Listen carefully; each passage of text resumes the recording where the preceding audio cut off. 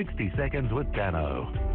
60 Seconds with Dano's with a man called Dean King. Now, he's a former convict. In fact, he actually was involved in a murder, heroin addict and self-made millionaire. And you go to his website, all the w's.kingslifecoaching.com.au. G'day, Dean. How's it going, mate? Good, mate. Now, you're charged with murder at 15, but you really were out there younger than that, doing the wrong thing by the law. That's correct. I was a young wild boy and it started pretty crazy. Why? Your dad was a wharfie. You've come from a real battler's family. Why do you reckon you turned this way? Your dad wasn't a criminal, was he?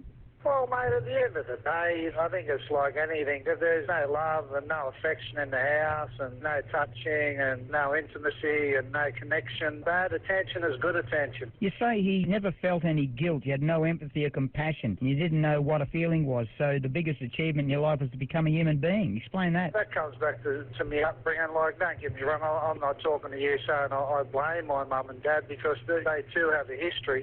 But again, like, if you haven't been brought up in a structure where you're accountable to feel for other people and have compassion for other people and have boundaries and guidelines, it's pretty hard coming into the big wide world as a human being and developing that for others. There's the family structure. But again, I'm not blaming them for that, but that's just a fact. At the age of 7, you attacked a local paper boy in the street, biting off his ear. What happened then? My father used to praise violence and aggression, so I thought, well, if I act out that way, I'm going to get some attention and some love by him. And that's exactly what happened, and he reinforced that by giving me 20 cents. So in my mind, well, if I wanted some attention and some loving from him, I'd just act up in a way where I'd be aggressive and he'd acknowledge me for that. You really were a pain in the neck in a lot of ways, weren't you? And then you're involved with 3 other young blokes stealing marijuana plants, and one of the young blokes stabbed a man to death. How did you feel about taking someone's life? Well, you didn't actually do it, but you're part of it. Well, to tell you the truth, I couldn't comprehend it. So as far as I look back on it now, and I feel like crap, because that person, they too had a mum, and the person too had a dad, and that person had a family, and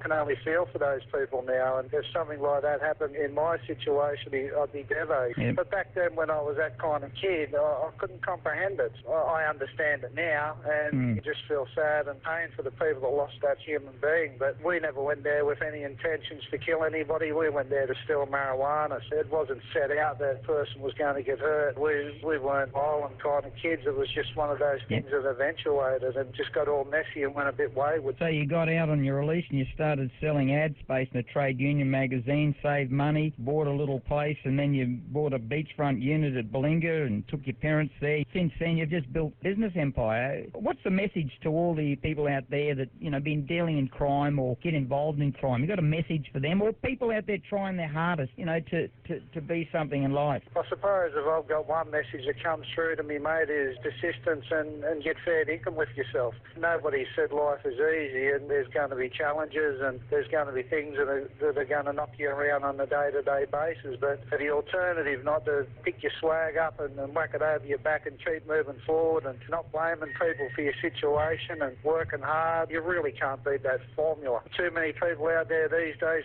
they look for instant gratification. You've just got to delay that gratification and keep putting in the hard yards and keep putting in the hard yards, and mate, doors will open. They will open if you're prepared to do the right thing and pick at it and work damn hard. And that's what I did, like anything that I've got, I deserve, and it's only a byproduct of working hard and becoming a better human being and becoming honest and becoming more fair income in my life. What is your website, Dean? www.kingslifecoaching.com.au. There's services on there, there's help, there's support, and I offer free consultations for everybody that visits the website. If I can be of assistance to people, mate, that's my journey here. Dean, all the best talking to you, mate, and good luck with your life ahead. All right, mate, you too, and take care.